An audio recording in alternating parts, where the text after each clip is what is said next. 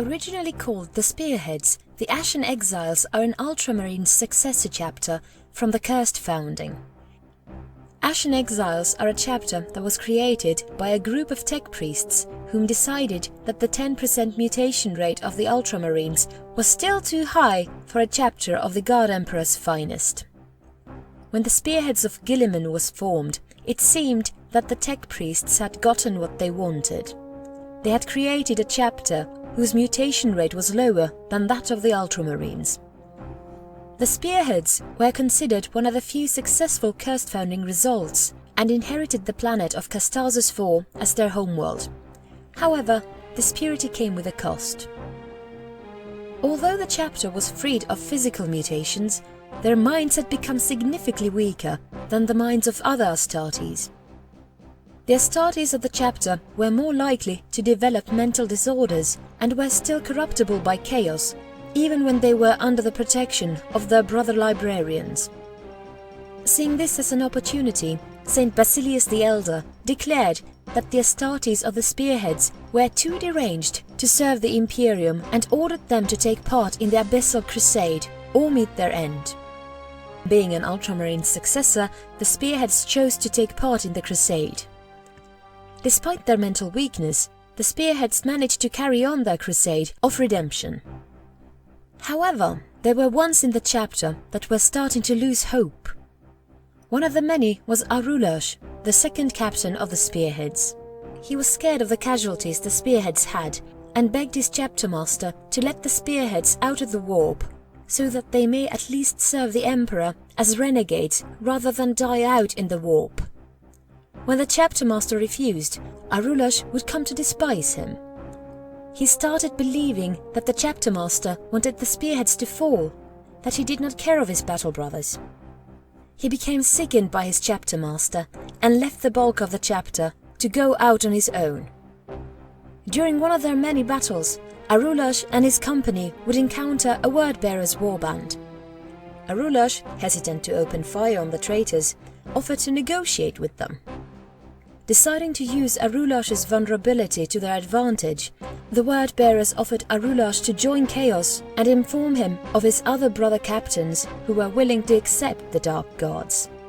Arulash, although interested in joining Chaos, requested reasons as to why he should be joining the treacherous. When he was told of his kind's crimes against its own, Arulash no longer had a reason to stay with the Imperium.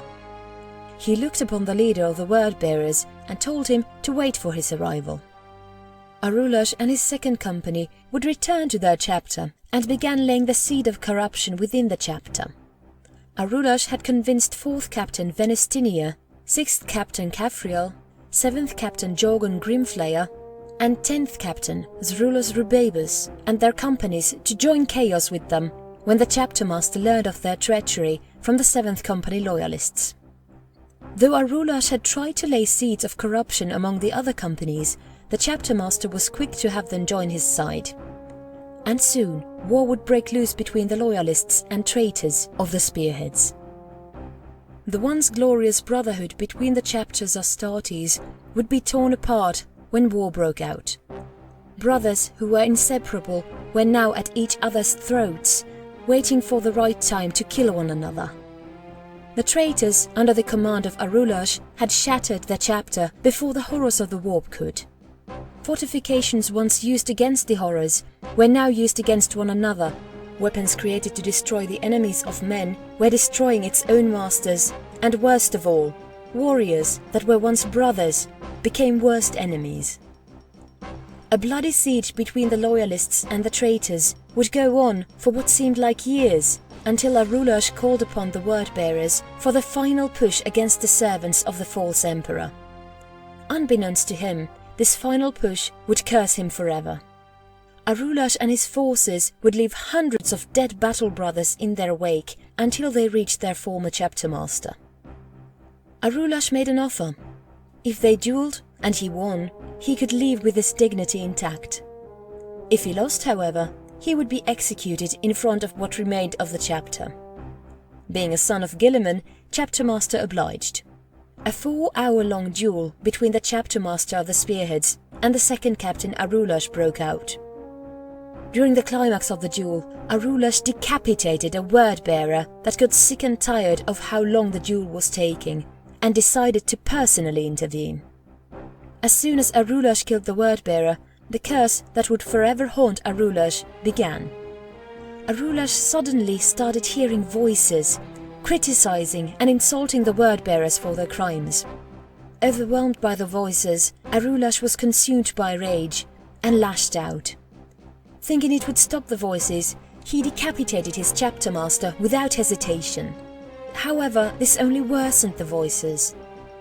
That the voices were now gone, many new voices replaced them. These new voices, instead of criticizing the word-bearers, were now talking about the past, current and future sins of the spearheads. Blaming the word-bearer's Chaos Lord for making him fall so low, Arulash attacked the Chaos Lord before he could react. Hanging the bodies of his fallen loyalist brothers alongside the Chaos Lord, Arulash forced the remaining word-bearers to join his forces. With a curse forever hunting him, and a warband with the strength of a full chapter, Arulash renamed the spearheads to Ashen Exiles and set to make all sinners in the galaxy pay for their crimes.